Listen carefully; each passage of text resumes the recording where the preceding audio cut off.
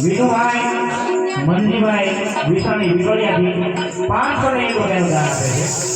કિશોરભાઈ નારણભાઈ વિસાણી એના તરફથી પણ 501 રૂપિયાનું ગાય માતાની દાન આવે. ખૂબ ધન્યવાદ છે બાપ. માટે